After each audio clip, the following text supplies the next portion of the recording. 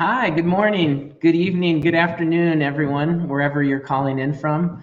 Thanks for joining us for another edition of SoDA Series Live. I am Tom Beck, Executive Director at SoDA, and unfortunately, my partner in crime, Kristen Bell, is not with us today, although not unfortunately, she's on vacation and enjoying herself, which is great, but we miss her. For those of you joining for the first time, the SoDA Series Live is a collaboration between SoDA and the Adobe XD team. We feature leaders of digital design agencies from around the world, and we talk about the origin of their business, how they run the business, the state of design, emerging trends in the various segments that they work within, culture, talent, any topics relevant to operating and running a design-driven business. And for those of you who don't know, SoDA is a global organization, a global membership organization for the founders and owners of digital design studios. And we have about 95 members across 20 plus countries. And our goal and mission is to help founders and leadership teams become smarter at running their business, become more connected to other leaders who can help them along their journey of creating a great business. So I'm thrilled to be here today and grateful for the Adobe partnership. We've worked with them for over 10 years now, and they've been just a wonderful supporter and partner and collaborator in our community. So we'll get started here. First, I'd like to introduce Talon Wadsworth. Talon is a principal designer at Adobe, focused heavily on the XD product, and he is the MC, or rather the interviewer, of these sessions. And we're thrilled to have you back, Talon. Thanks for joining us. It's great to see you. Thanks, Tom. I just consider myself an interested party in all of this. I just like to talk shop a little bit, on a random Monday or evening, no matter where, wherever you are in the world. So it's always my pleasure to be here. Well, it's awesome to see you. And our guest today is Josh Goldblum from Bluecadet. Josh is the founder and CEO of Bluecadet, a digital design studio based primarily in Philadelphia in New York. Bluecadet does a lot of work in the experiential and installation space. They've worked with incredible museums and cultural institutions and brands to help them rethink and deliver experiences at the intersection of their physical environments and the digital interactive environments. I've known Josh for quite a few years now, and it's just got an exceptional team at Bluecadet and an incredible book of work that they do. And we're thrilled to have you here with us today, Josh. Thanks for joining us. Yeah, thanks, Tom. I'm really excited to be here. Just a couple other logistics before I drop off. For those of you joining through LinkedIn Live, I'm going to go off camera in just a minute, and I'll be interacting in the comment stream. So if you have any questions along the way for Talon or Josh, just post it there, and I'll get those teed up later in the discussion. Or if you just have any other questions or comments for me, you can find me in LinkedIn. So thanks again for joining, everyone. And Talon, Josh, turn it over to you. Have a great conversation today. Thanks, Tom. Thanks, Tom. Josh, so exciting to see you again. I'm really excited for our conversation today. Like I was sort of saying, and Tom, nothing better I like than talking design with other sort of talented creatives out there. And in particular, like the space that you work in, that you have worked in, you sort of built your career in, is a space that's really kind of near and dear to my heart. I dabbled a little bit myself in environmental design with a mutual sort of acquaintance, or actually my mentor, but someone that you've met before. Maybe we'll touch on that a little bit. But I'm really excited to sort of speak with you. So thanks for being with us. Yeah, absolutely. I'm really excited to be here. All right. So, I know a little bit about your background because we spoke previously. So you went to art school.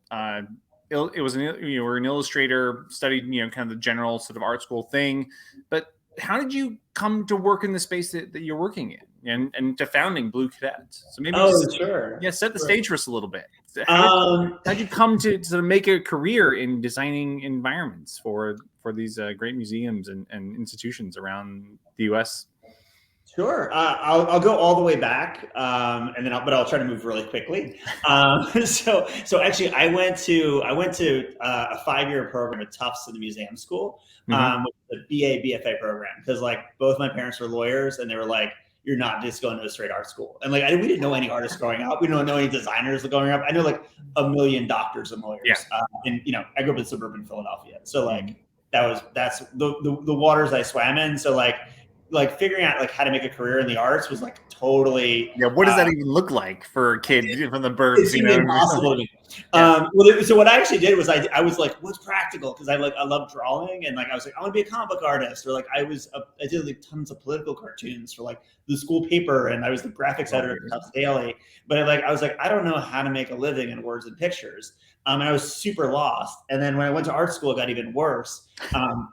Because I went to like a capital A art school. Like the museum school was like, they were not about graphic design. Like they were about like art. Like Ellsworth Kelly and Nan Golden graduated there. They were like, it was conceptual. And like everyone could break dance, and they were all like super like urban and hip. And one of them was like Beck's cousin. And I was like, I don't understand this world. And so I actually dropped out like a few courses short of my BFA.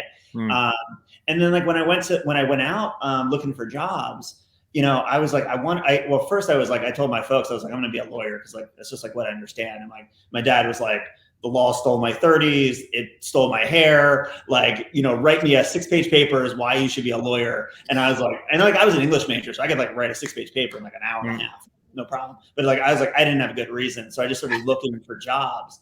And actually like a couple summers before, I'd picked up this like sort of like gig. I blew out my knee skiing, so I was like kind of stuck in Philly for the summer, doing rehab and like physical therapy, whatever. And like I picked up a job using Director, to create a ROM. So Director, if those who don't know, is like the precursor to Flash, which those who don't know, was like how a lot of the SoDA founders got started in this. I mean, Flash is super influential. It has been a common thread through all of our conversations. I'm not going to lie. Oh yeah. Like, I mean, it's so funny. It's like, like we all own these agencies, and like I love SoDA. I love the SoDA community. But like I'll be like hanging out with these guys, and like we'll start talking about like green stock tweening classes and stuff like that. Like this, like it was an amazing thing. But anyway, I had done some Director, and I was looking for jobs around New York, and I was super unqualified because like I didn't know anything about graphic design. And I went to the American Museum of Natural History, and they had a bunch of touch screens, and I was like, these are all done in Director. So I applied for a job, and I got a job at the Smithsonian American Art Museum, and stayed there for 3 years. Working in a giant bureaucracy is like no fun. I mean, honestly, working for a giant bureaucracy can sometimes be no fun, which is a lot of our clients, but like we love them too. But yeah, after 3 years, I left, and Bluecadet was my freelance handle. As a freelance, at that point, like a freelance designer, Flash developer, and just picked up gigs in that space. And then, that's like, and like Bluecadet's been around for like 15 years, and we've just sort of grown from there. Yeah. Offices in Philly and New York, and now you're out there, the satellite in LA.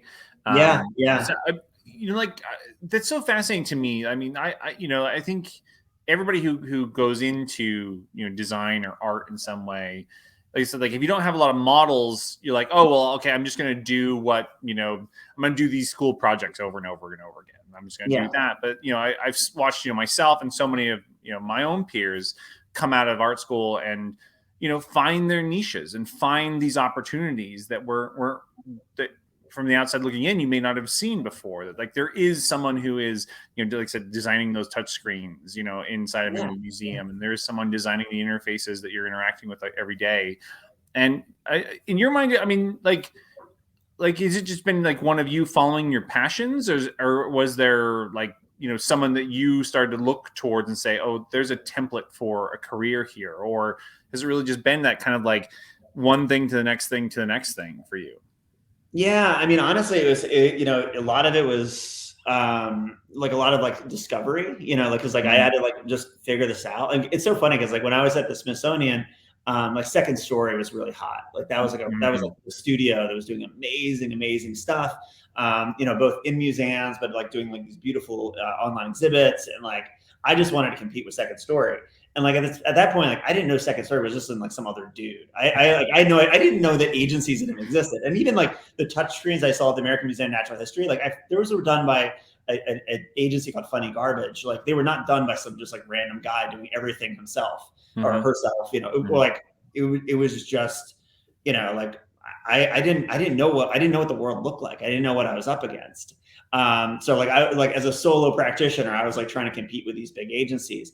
But you know, a big part of it was like, you know, when you're starting out, like the good thing is that there's a lot you don't know, but also you're like cheap, and you're scrappy. And like, I got like 3 kids and like a mortgage, and like my life's like expensive now. But like when I was like coming out of the Smithsonian, I was in my 20s. Like I didn't need to make a lot of money. So I would just like take on projects to learn, you know, and like, you know, one of the projects that put us on the map where we actually ended up winning an Emmy for it, early on, it was like 2 separate flash sites. I traveled to Haiti and the Dominican Republic and the worst parts of Jamaica, to do this piece. And I think the entire project was 30 grand. Like Bluecadet can't even touch stuff like that now. Yeah. But like when you're young and you're scrappy, you just figure it out and do it. Yeah, you make it work. Yeah, that is one of those other disconnects I think I see a lot when I'm talking with, you know, designers who are in school or coming right out of school is that it's not so much about the execution of it. Like that's one element of it, but it really is about the thought and the research and the work that goes into a project. And like you're saying, like, you know, now you know, paying a whole studio, like you'd require some, you know, bigger jobs than that. But at the time, like you were willing to put in the work and do the work, and because you were interested and engaged with it. And that probably led to great results in those early days. Yeah, I mean, honestly, for me, like, this is almost a problem right now that the studio is much larger. Like, you know, I think there were like 60 of us or something like that. I mean, it's hard to even keep track these days. You know, like everything's so remote. Yeah. But you know, like, you know, when Bluecadet started out, it was an extension of my art practice. You know, so it was like I was really like I'm not good at working by myself. Like I couldn't be a solo practitioner, you know, as an illustrator or an artist, whatever, like in a studio. Like I just wasn't cut out for that. I like working with people. So like Bluecadet was really my opportunity to like collaborate and create like really interesting projects. But it was also like I was always very, very drawn to like actually like the projects themselves and the content themselves, and like, you know, and like really, really sought that stuff out. And like at certain points, honestly, like probably skewed making decent money, to fill up the queue with projects that like I really kind of could geek out about the content. But that sort of defined the Bluecadet style. And like over the years, like we figured out how to actually make a living off that. No, I mean, that's the best way to do it. I mean, what is it about? Like I think, I mean, environmental work brings together so many different sort of facets and different sort of dimensions you're thinking about, in terms of like, as you're trying to execute on these projects. You know, what is it about that really that had you gravitating towards that work and building a career and an agency on top of it? Like, what is it about that work that gets you excited at the end of the day? I mean, I think one is that it's a medium that I think there's a lot of opportunity for innovation, and like I don't think a lot of people think of it as a medium. You know, like the design of physical space. There's like all these like sort of subdisciplines from like interior design to like, you know, theme park entertainment and all this sort of stuff. But like, you know, there's not the same sort of conversation about like the rules. Shit. Trying to silence my phone. But you know, like you know, it's a medium that has a lot of like headroom for exploration. You know, like there's like things around like dwell time or an experience, around how you pulse people through an environment. That's like there's just like a lot to be discovered, and I think a lot of like more things that can be done. And then like also, you know, like, you know, when you do a web project and you look at the analytics and you're like, oh my God, like, you know, 300,000 people were on this site that I launched, you know, like today. Like that's like all well and good. But like when you go into an environment that you designed, you know, like we do a lot of stuff with like museums where there's like kids or like science centers and things like that. And you can actually see people interacting with your work. Like it's something I find just like personally very, very meaningful. Yeah. I love to, I mean, I also find it really frustrating because like, you know, because like you sort of love hate all your work, you know, and you're always like, oh, don't do that. Or like, oh, I wish we'd done that. But like it feels very, very gratifying to see people interacting with it in physical. Yeah. There's definitely a much more tangible or like visceral impact when there's something physical in the world that you've designed or an experience you've created and people are interacting with it, or they're, they're taking a piece of it home with them, what have you, I mean, that's sort of why I have I'm sort of surrounded by all sort of my more my physical work as well. Things I've collected is just the meaning that it holds, right? It's not as diffuse, right? Like, why did someone click on this button? I mean, because it was right there. That's sometimes not a satisfying answer. So I totally hear you that. Yeah, it's important work, but it's also there's just, I look at stuff that was happening in immersive theater, what Sleep No More was doing, or Then She Fell, and I look at what Disney was doing with Rise of the Resistance, their new Star Wars rides, and and I look at some of that sort of educational interpretation these museums are doing, and I'm like, man, there's just those bubbles haven't sort of arrived, they're not overlapping yet in the ways that they could, and there's going to be some awesome experiences that can be created, and we'll hopefully be creating. Yeah, I mean, there's so many different sort of elements coming together. I mean, back from the small taste that I had of the work is just, working with an architect, working with fabricators, working with the technology and trying to sort of infuse, and of course the content and the stories, and trying to fuse that all together into something that people can take something away from, a message or an idea. It's really compelling work. And I think that's, like you're saying, sometimes physical work in physical spaces gets really compartmentalized into these different disciplines, but like I said, really amazing to sort of see your work over time really pull all those threads together and really thrive with a bit of that complexity to it, like the challenge of it, how do we, because I think we were talking the other day, you mentioned this very kind of working for some groups that had how do you communicate very abstract ideas, in a physical space? I don't remember the exact name of but it was, it's a challenge. It's an exciting challenge, as a designer to sort of totally. I mean, I love it. And I'm always encourage more designers to get into it. I think it's a space that's going to continue to grow. Yeah. I think also coming out of COVID, the last year, we've all become very sensitive to our physical environments, and also how we relate to other people in our physical environments. So I think that whole discipline of designing thoughtfully for the physical environment is really, I think it's a really interesting area to be in. I would encourage people to get involved. Yeah. Well, it was a great segue, but you sort of mentioned the last year, I mean, how have you handled that? How have you adapted your practices, and what have you learned from the last year where we really haven't been able to be physically together in a space, Yeah, I mean, look, it was challenging. I mean, I would say, as a business owner, that did a lot of stuff in physical spaces, a good amount of our work dropped off, and so we had to adapt really quickly. And then there was also the sense of if we weren't able to kind of keep momentum with our clients that we did have, that we could lose them, or those things would go cold. I mean, the good thing is we'd always, we've had the New York studio for about 7 years.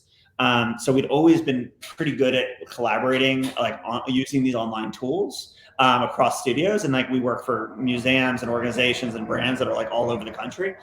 So we were already pretty familiar with how to work collaboratively digitally. But then there was some things that we had to figure out. So, a big part of our practice is prototyping. And we do a ton of physical prototyping with projectors and sensors and screens and, physio-digital things and all this kind of stuff.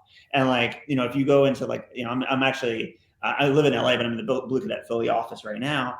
And we have a huge warehouse filled with stuff, stuff you can make things with. And it's all set up for experimentation. And it's well, how the hell do we do that if we can't have people come to the office? Yeah. So we were shipping out. I mean, it's so funny, man. We were shipping out $10,000 projectors to people's houses. We were coming in there all masked up and installing, sensors and projector systems in people's living rooms. We were making it work. And then ultimately, our team is very, the good thing is our team is very, because we do a lot of prototyping, and because we're kind of used to that sort of really uncomfortable area of not knowing how to do things.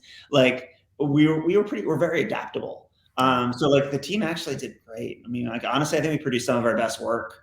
I still miss a lot of the face-to-face interactions with the team.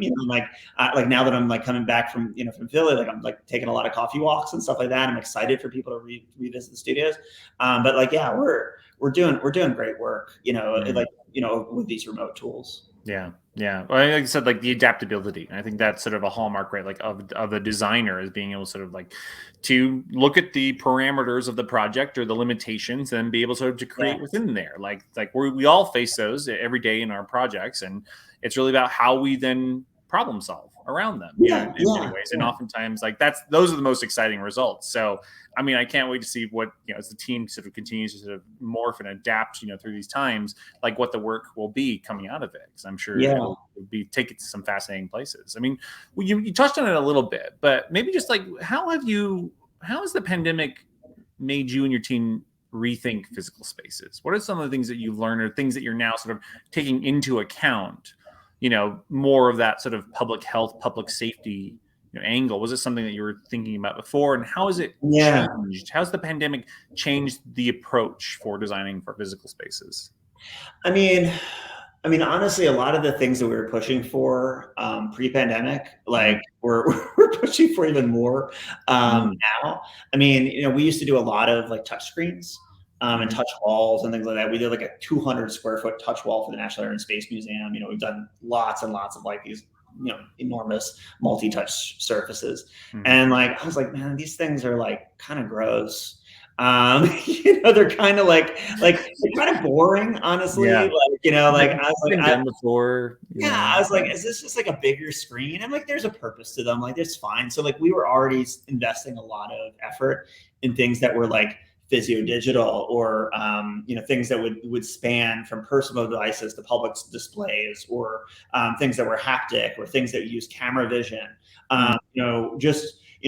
Things that felt a little bit more like magical, and that also just like seemed like less like you were just like walking through like a Best Buy and there's like a lot of screens everywhere, because like we want our experiences to feel like, we want the content to come through. We don't, and there's like something about the glaring blue light that can be very disarming and kind of uncomfortable. So we were always pushing for that kind of stuff. But I think now that we're sort of sitting on the other side of COVID a little bit, or we're coming out of COVID, hopefully. I think people are really like looking at like, okay, well, let's rethink how we interact with these environments. Like, what are the other techniques that we can use? I think people are a little bit more open to it, and they're like a little less like likely just to be like, just throw a bunch of screens everywhere. Yeah. I mean, that I'm sure in any medium, in any discipline, in any sort of industry, like you go with what works and what you've known, right? So it's like, here, we've done touchscreens before. We'll just toss it out there again. But I think, like giving almost finding a little distance, or finding like that wedge, or that thing that can kind of like pry open everybody's eyes and be like, hey, there could be some other ways, some more immersive ways that we can connect with people. Totally. So, Oh, 100%, Tom. And like one of the other things that was really interesting is like I was saying that I was really interested like visiting like a supermarket, like a Whole Foods or something, like during the pandemic, and you were seeing how they were really thinking about like basically the congestion and the flow of the space, and how they're organizing people in the physical environment, like where they would have moments of congestion and openness, and like how they create those are like that kind of thinking is like exactly the stuff that we've been thinking about for like a long time. Like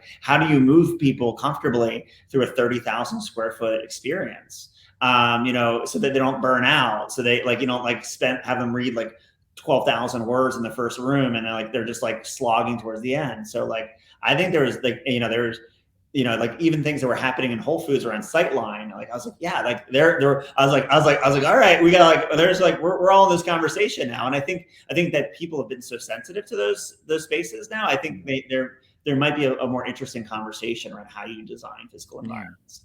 I mean, it's fascinating how everything sort of can be the same until it's not. Yeah. And then how we can adapt so quickly, to those new realities. Yeah. I was watching a Kyrgyzstan web video. I don't know if you've seen those, where it really talked about like that at a broader level, those moments when like we just think everything's going to be the same, and then it's not. Yeah. But then life goes on and we figure it out, and that could happen at any moment. And so it's been fascinating to sort of see and track, continue to track how your practice is going to continue to change and shift over time, and how the museum going experience is going to change, right? Yeah. 100%. Because if anything, maybe we've all realized how much we need that, and so maybe there could be this like reinvigoration of the cultural or physical spaces like that. So who knows? Lots more opportunities. Hopefully. Yeah, absolutely. Yeah, exciting stuff. We had a great question here, and before we get too deep, I actually, wanted to sort of drop it in here. It's something we've been trying out. Usually, we save all the questions to the end, but when they're relevant, might as well. So, so this is from Eli Robbins, who's in the chat, and he was curious about thinking about experiential design, or XD, not to be confused with the product XD.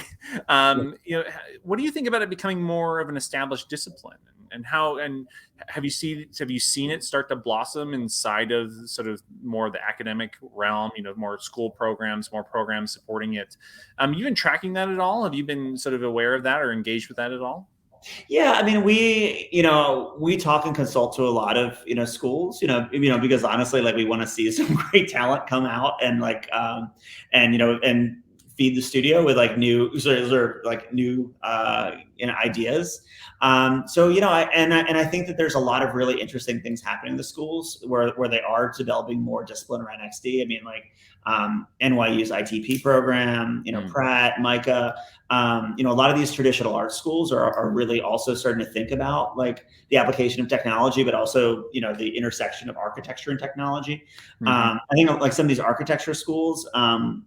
We have someone from the Harvard GSD program that just joined the studio, and it used to be that like architecture was all about like the big gesture of the outside. It's like, okay, this is like the Zaha Hadid or Bjarke Ingels, like a sculptural form. And like more and more we're seeing more focus on the interior, and not just the interior as like just a architectural, like sculptural statement, but it's something that's more human centered.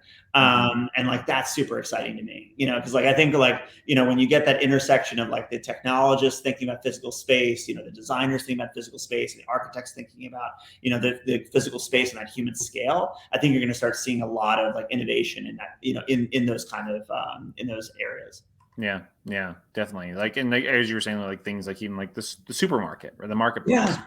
How like the flow of people in and through a space to achieve some outcome, and being much more attuned to that and aware of that, and sort of having it be a much more holistic discipline. It sounds like could be maybe something in the future as more and more of these students are being exposed to it, then they're coming out. And also it's like there's a lot of opportunity, because like honestly there's a lot of crappy spaces.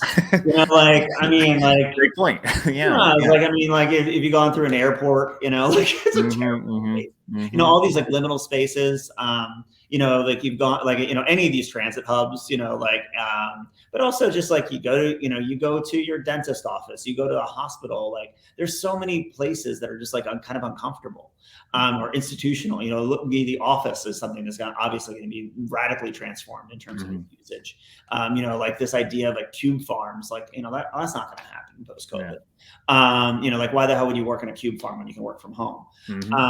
So like, I think that there's going to be a lot more, I think people are very sensitive to their environments, and like, I think there's gonna be a lot of room to design those places to be better. And then also, like, honestly, when you can buy everything online, like retail's got to step up their game too. Like those have to be desirable places, not just functional places. Really, experiential design of physical space being almost a competitive advantage. For a long time in the Bay Area, like there have been those, those little benefits, basically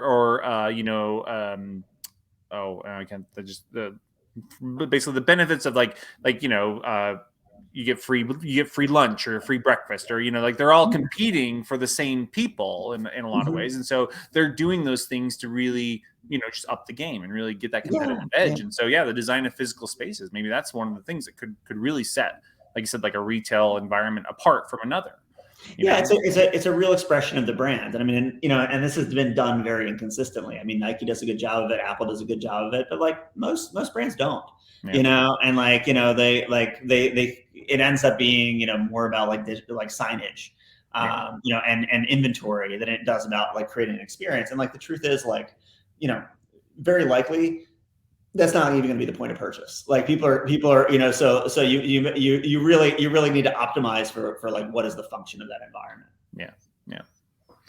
We're going to switch focus just a little bit, because one of the things that I think really sets your practice apart is really kind of that intense depth of research that you do in sort of approaching any project. And maybe speak to a little bit about that. When you get a project in, like, where do you start? Like, what is the first thing that you start to do, whether it's for the Smithsonian or someone else? Like, tell us a little bit about that process, because I really identified a lot with the sort of, that depth of thinking and research that you do in the setup. So tell us a little bit about that, about how you approach it. Yeah. I mean, usually, I mean, one, like, we're pretty selective about the types of engagements that like we take on, because like we want to make sure there's like a there, like there is like a story to tell, like there is something interesting. Yeah. And like I'm also like a little bit like spoiled having come out of the museum world. Like I never came out of advertising. Like honestly, like I don't think. I mean, there's some people in our studio that have, but like by and large, most of us have not come out of advertising. So like we're not really in the game of like the sizzle. We're like much more into the steak. Like we're much more into like figuring out like, what museums do, which is you take something that's like super, super esoteric, and you try to make it accessible and human and interesting, by like elevating the personalities, by elevating like the cool things that are interesting about like the science or the history, like the factoids. And like I will actually say, like, museums I think do a worse job of this than like other mediums. Like I think honestly there's like comic books and there's documentary films. I love Vox's explainers. I think there's like things that are happening on TikTok. Like I think there's like places where like people have been able to really tell interesting stories and get to the heart of what's interesting, like quickly in an interesting medium. So like, but for us, it's really, we have a whole team of like people who are like narrative researchers, and like clients will come to us and, we'll be working with a curator. He might have written like 6 books like this thick on the topic. Yeah. Yeah. And we're going to try to figure out how to like, how do you distill that over 10,000 square feet?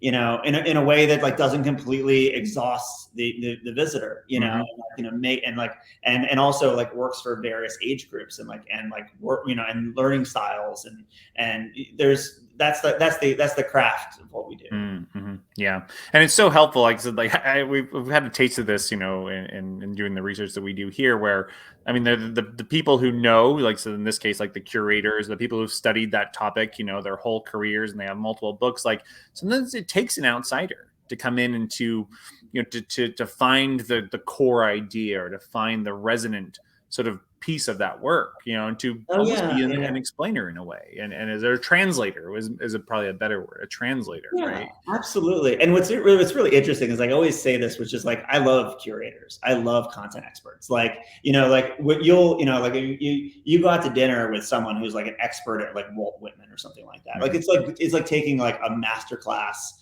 on a great college class. Like these people are funny and human, and like those are great meals. You get them drinking, it's a great meal.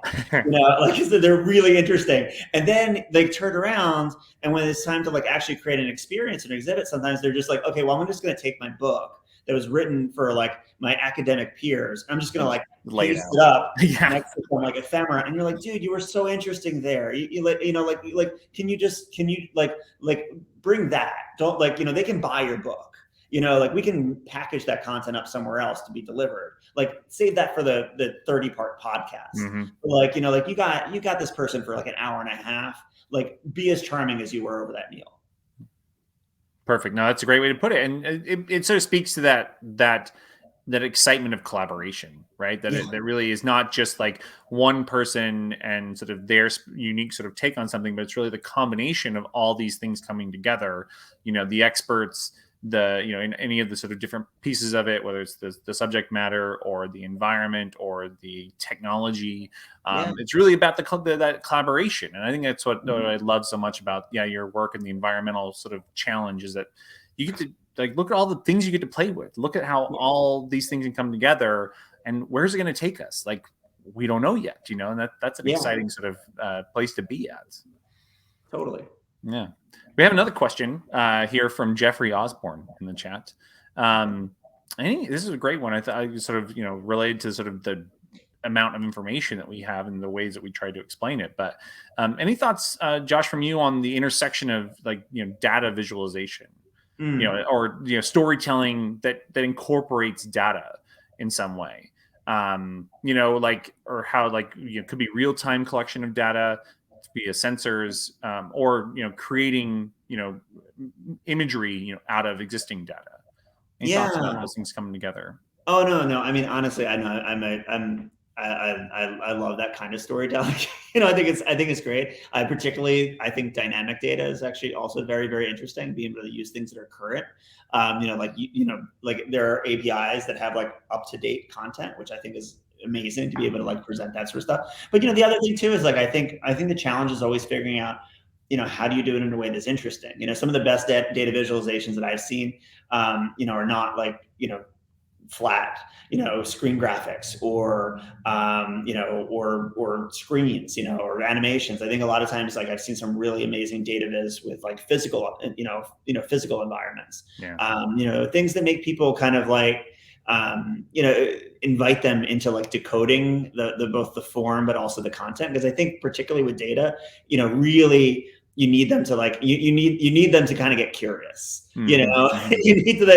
And sometimes by creating a really interesting form, you can kind of get them involved in actually decoding the meaning. The other thing too is I like to for a lot of our work, I like to provide a lot of user agency.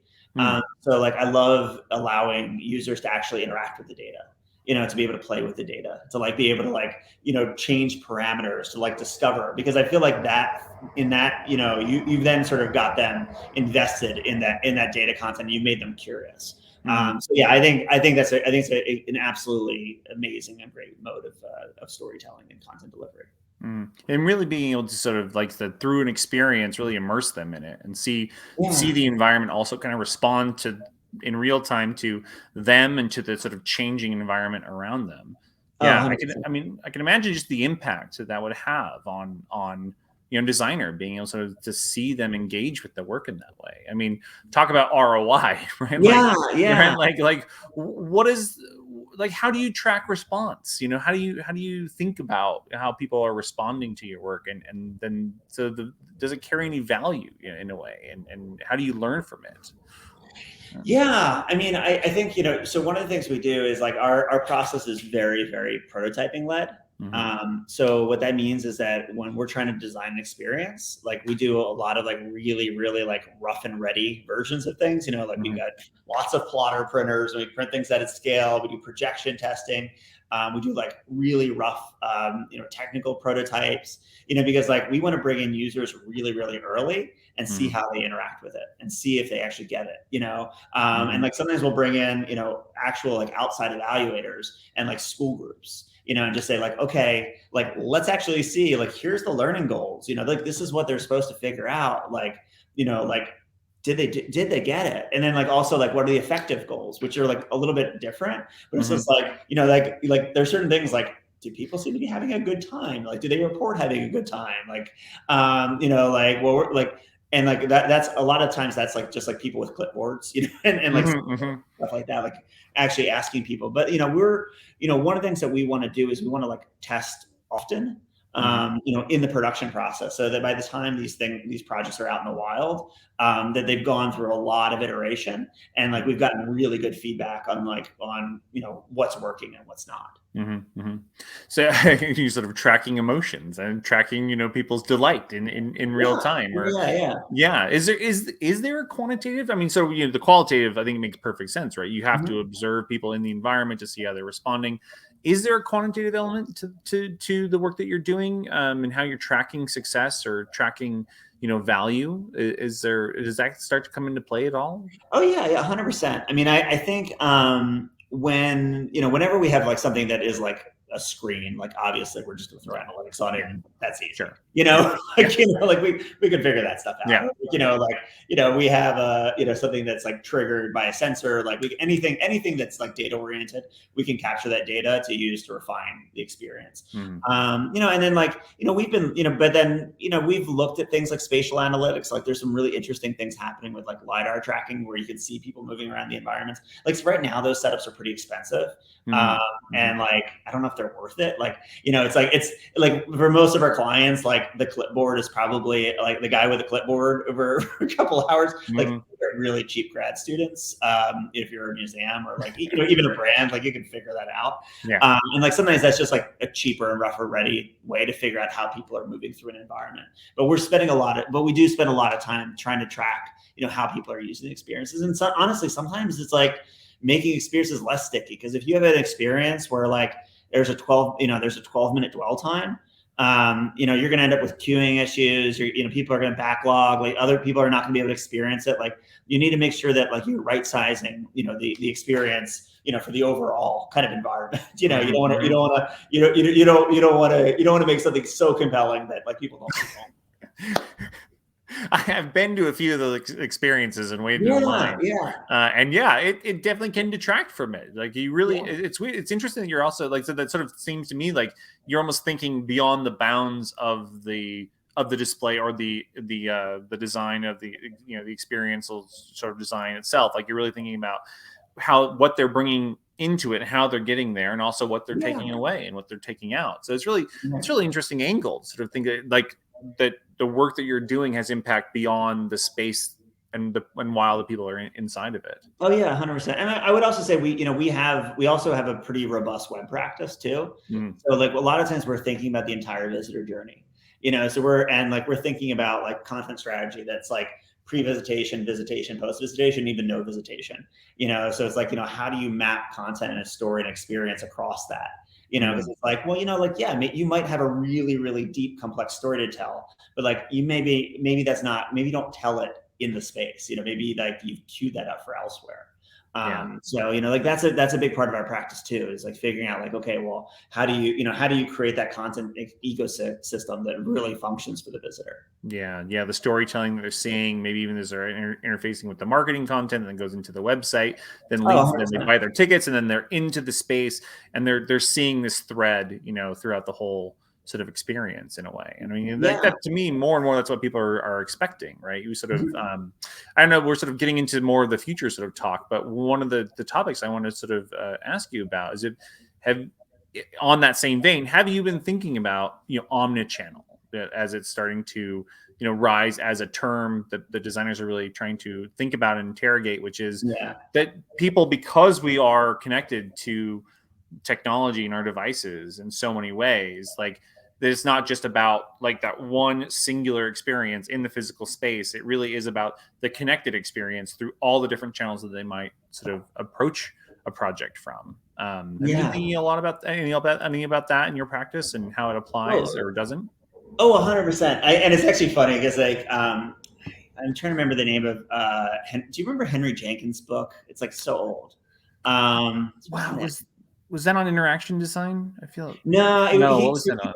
So he was one of these people. He was one of the people that talked like very early on transmedia storytelling. And so he was doing this like I think back in like maybe the early 2000s, maybe like where he was talking about things like movies like The Matrix. And it's like, oh well, The Matrix came out, and then suddenly there was a Matrix video game. Oh, and then suddenly, like, there was a comic book and a web series, and it was like these really early things. And like, oh, well, a movie is not one thing. And like what he was talking about, and like at the time, people were like, okay, Henry, it sounds like a little weird.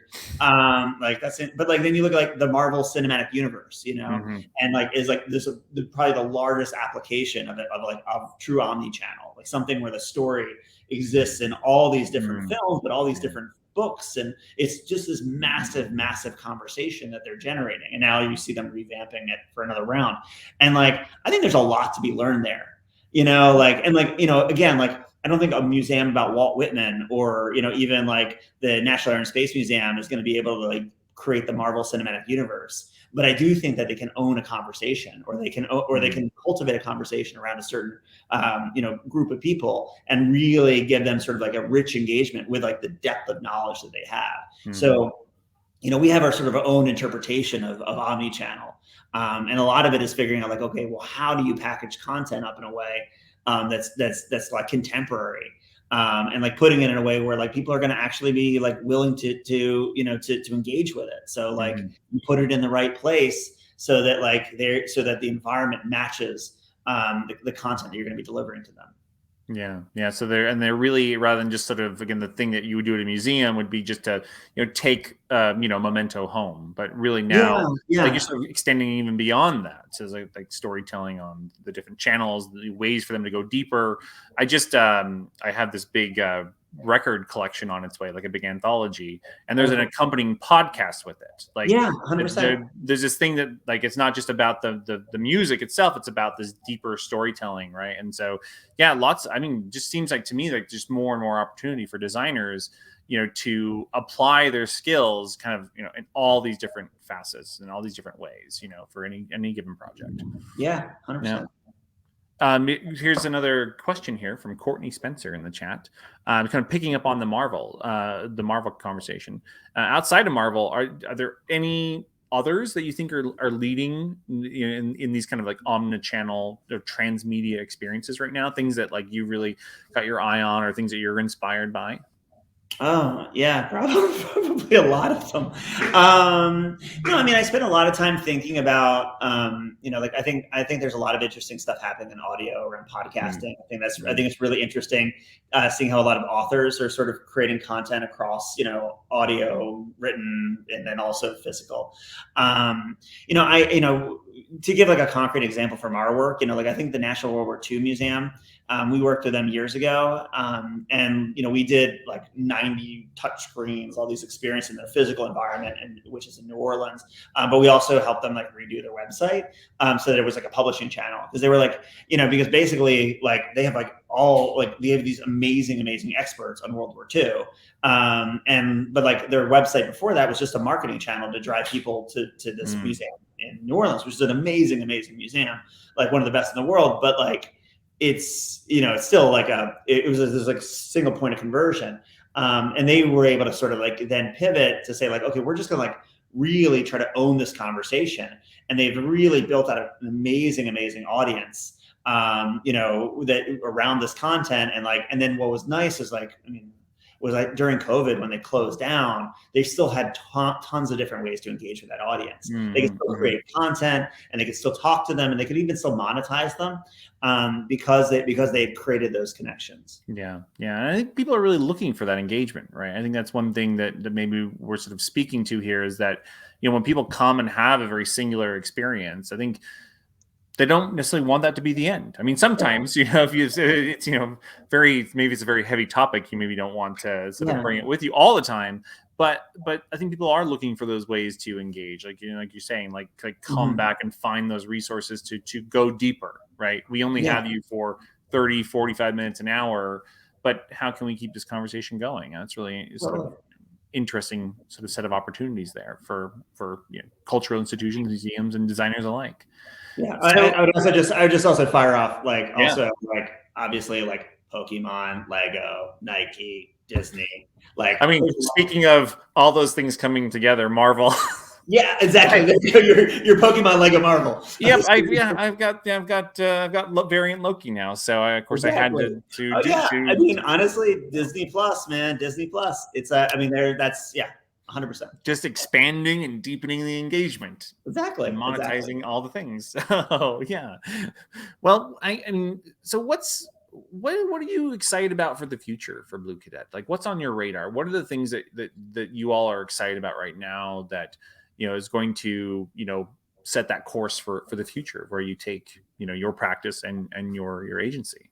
Yeah. I mean, I would say, we have some amazing projects in the queue right now. I don't know if I can actually talk all about them right now. Just because I don't know which ones I'm under, what contracts I signed. Sure, yeah. But we have like some really, really cool projects coming out. One's a giant new museum on innovation, which is about 60 different really interesting interactives, like describing all sorts of things around artificial intelligence and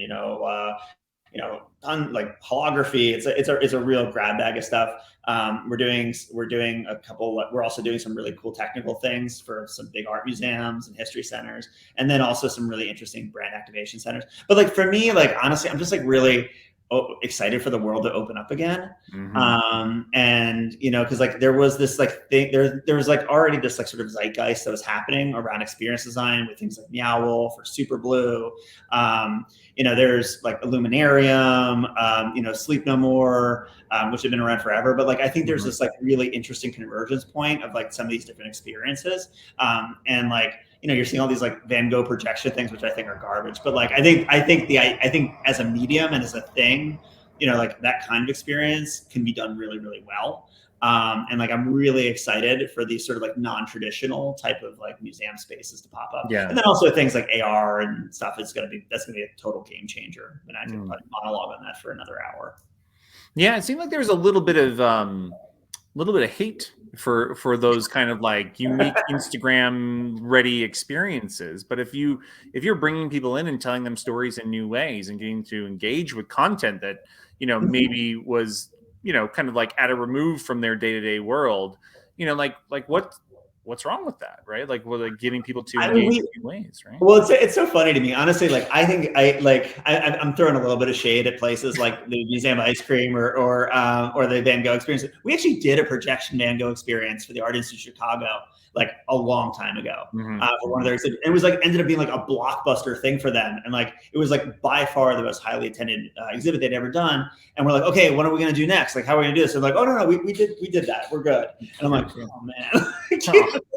I want these museums to pay attention to what's happening over there, because like really, I think there's like this like Venn diagram between like the integrity of the museum and like what's happening in experience culture, and in that Venn diagram are going to be some like amazing experiences, really great experiences. Yeah, for sure. Well, we got a couple other questions here. We'll get them in here before we wrap up. So this is from Ji Suk Yim. Where do you see the future of experiential design going? And so I think, we were talking a little bit about that, but I think one that I wanted to sort of highlight here is technology in particular. Like, are there any technologies that you and the team are experimenting with there in the prototyping space that you're really excited about? Things that like are really going to, drive like a deeper connection or a more immersive experience. Like, what are some things that you're excited about? Oh, I get excited about a lot of different things. I would say, I'm sorry if the air conditioning is going on. Can you hear me all right? Okay. No, I can hear you. Yeah, we couldn't hear it. So okay, great. No, I mean, I would say that like I sometimes talk about the Her versus Minority Report divide. Like the movie Her like shows technology which is like ubiquitous but completely transparent, and also like has like very, very high utility. So like. And then there's like Minority Report, which is like a bunch of glaring screens that are invading your personal space. And like we do have a choice between those two worlds, and it will probably be both. A little bit of both. Yeah, you're gonna and like both those worlds will coincide at the same time, and they are now. But like I personally am in the Her camp, which is like I love technology that just like serves you the experience and the content and like does not make itself known. In a glaring way. Like, I mean, like some, and like, I think that there's an intersection between like some of the stuff that Team Lab does points to it, although that's like all technology, but like these spaces that feel textural but are also completely tech rich. I think camera vision is going to be a big part of that. Machine learning is going to be a big part of that. Having intelligent recognition of things and objects in space. There's security issues there. I think also when you look at AR combined with intelligent recognition and machine learning, there's gonna be some really exciting things that are gonna be happening there. But like my hope is that these spaces are gonna be like really, really rich with content and story and experience and emotion. But you're gonna be like, there's like you're not gonna notice that it's like a ton of technology. You're not gonna get like a sunburn from the screens. Yeah.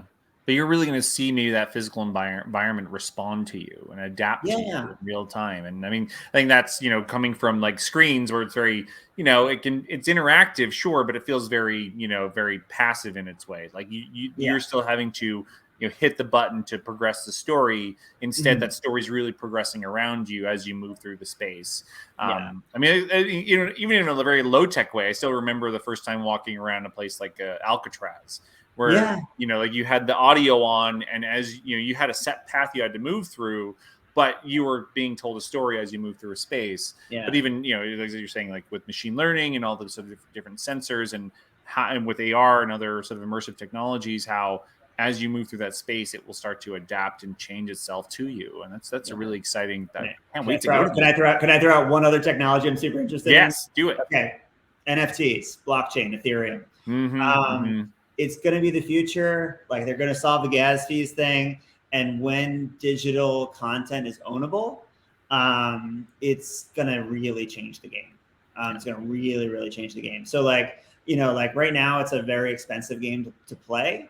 But like in the future, I think blockchain is I think that's as big an inflection point in technology as like Web 2. So I'm pretty excited to see what happens there. I'm 100% with you there. I mean, just sort of delving into that world over the past year or two. Yeah, just thinking about the idea, the virtual thing that's unique, and even then how it could then translate into or come into the physical world, and how those things are going to start to come together. Yeah, really exciting stuff.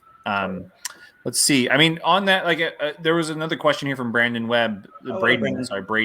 Yeah, it's Braden. My eye just missed the end. I actually know him very well. So what's up, Braden? Yeah, so he on this sort of VR, space. Like, any thoughts on how the physical space can keep up with that virtual space, that metaverse, experience? Like, do you have any ideas on that? Yeah, no, I mean, it's tricky because, like, honestly, some of the technologies that are happening, like, in the metaverse, as it were, or even like the things in VR, like, like what's happening with Unity and what's happening with Unreal Engine, like, those are very, very powerful tools. And I think, a big part of what's going to happen, I mean, one, like, I don't think it's worth trying to replicate a VR experience in physical space. Like, it's just going to feel like a kind of a cheese, like, it's going to feel like IMAX.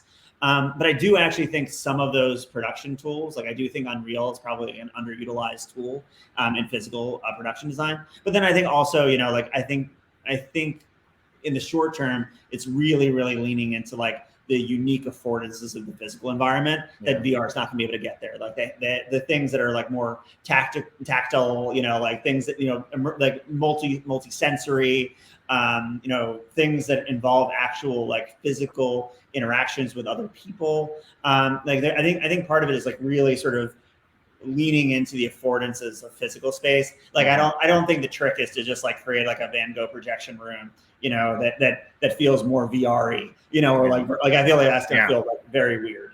No, you want to almost like smell the paint in a way. You want that tactile experience. And I think this kind of ties back to something you said earlier about just people being more thoughtful and deliberate about the qualities of physical space and what it can bring to the conversation when it comes to storytelling. So, 100%. Yeah. Well, Josh, this was an amazing conversation. Thank you so much. Thanks for having me. I always just love spending my mornings talking about design like this. So, all right, excellent. Thank you. Appreciate it. We'll wrap up here, Tom. Yeah, thank you guys. Man, what an awesome discussion. It gets me excited to go out and get in some physical spaces again, Josh. It's like, I feel like now how homebound I've been. Maybe find myself in a museum just this weekend. Yeah, seriously. And Talon, I did want you to say I love that comment. You want to smell the paint. I just want to tell you I do smell the paint. Yeah. too often sometimes. But no, wonderful discussion, guys. Thank you, Josh, for being with us. Talon, thank you for running these conversations. They're wonderful, and I want to say thanks to the audience too. Actually, best set of questions we've had. Great questions. So, since we started this, so really appreciate the questions, and thank you guys. Have a great afternoon, and for the audience still here online, again, thanks for joining us today. Our next SoDA series live will be on November 11th at noon Eastern time. Again, we'll be chatting with Ann Yasten, a good friend and colleague of mine from the SoDA community. Anne runs a wonderful agency out of Stockholm, Sweden, called Perfect Fools. And we'll have a great discussion with Anne on November 11th. So we'll hope you'll join us for that one. Until then, thanks again to all of you, and thanks to our partners at Adobe, and thanks to Josh Goldblum from Bluecadet for joining us today. Have a great afternoon, evening, or morning, wherever you're calling in from.